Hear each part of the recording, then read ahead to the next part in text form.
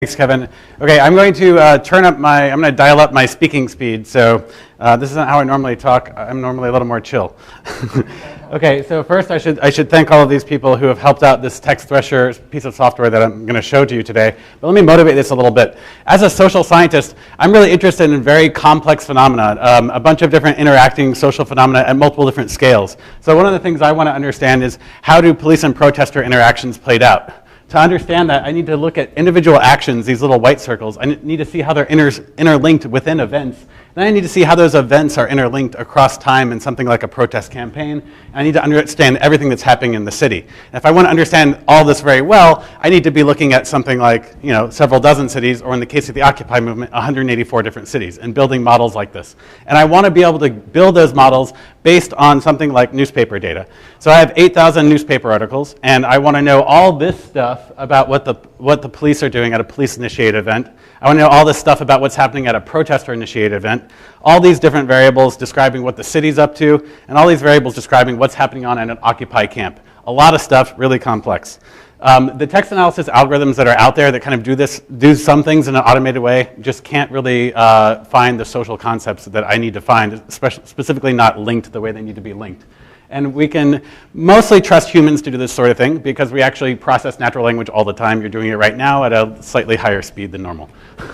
Content analysis is what we political scientists, sociologists, anthropologists use. We try to do this in a very kind of structured way. And people have been doing this as long as they've been writing. They start writing a little marginalia about notes in their Bible. This person's really getting after it. Those different colors probably mean different things to them. And wow, that's a lot. Okay, but we do this now in some software, but you have to kind of train people to use the software, and it's somewhat of an esoteric task. And it hasn't really scaled very well. So there's a project out of Stanford called Dynamics of Collective Action. It took them 10 years to find 26 variables across a bunch of news articles describing protest events.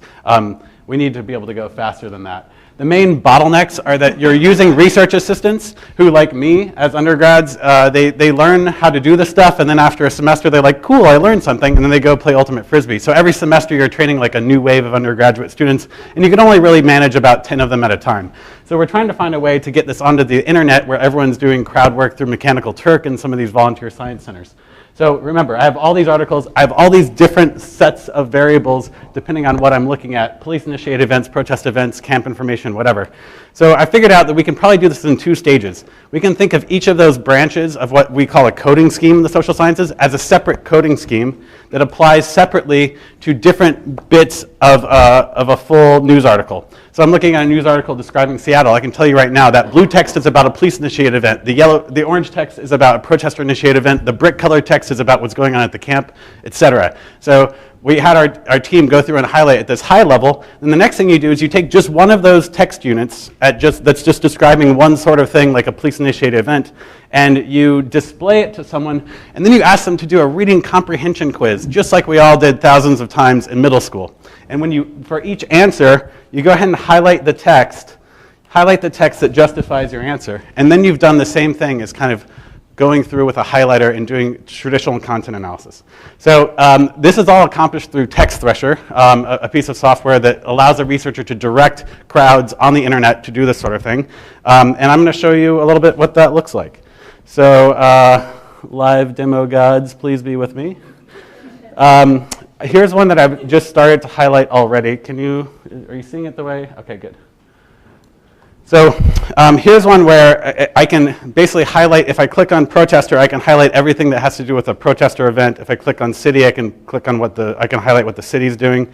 This one I've started to do, and I know based on how I've done this before, that I need to just add one little highlight here about this, and then I'm going to save and go on to the next one.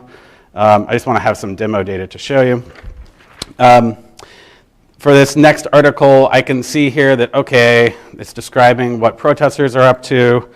There's something down here describing what's happening at the camp.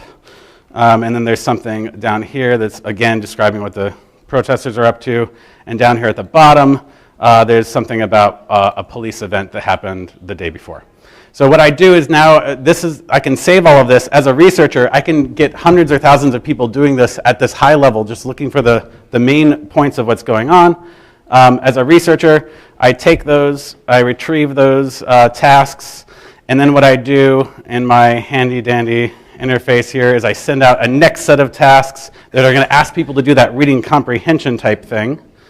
And I appreciate your patience. This is almost done. Okay, now I have this whole new project. I can send it out. I'm sending it out to the crowd. I'm publishing out to the crowd. Yes, I really want to publish it. And now we'll pretend for a moment that I'm one of these crowd workers, another set of hundreds or thousands of people. And what you see here is they don't see the whole news article. They just see all those highlights I had about that single protest event. That's what's in this light gray color. And now I know that I get questions like, what's in the highlighted text? Event type, event setting, stuff like that. And now it'll ask me questions like, what's the location? And I'm like, okay, I have the exact location. It's 4th and Ellsworth. So now I have information on that. Move on to the next one. How many people were in attendance? Looks like there were about 70 people in attendance. So I've got that one. How many people, let's see, police in attendance, no information given, yada, yada, yada. But what you see is you see I'm getting a reading comprehension task. It's a pretty easy task for someone to do. I don't have to stand over their shoulder. I don't have to bargain with them about their schedule and their ultimate Frisbee tournament coming up. It's just anyone in the morning, instead of doing Sudoku or a crossword puzzle, can spend their time collecting data for a research project like ours. So we think that a project like this will, instead of happening over the course of 10 years, you'll be able to get this highly fine-grained data using our tools probably in something like a year. So a 10x reduction in the amount of time it takes to get very highly fine-grained, curated, qualitative data at a quantitative scale. I'm out of time. Thank you. Okay.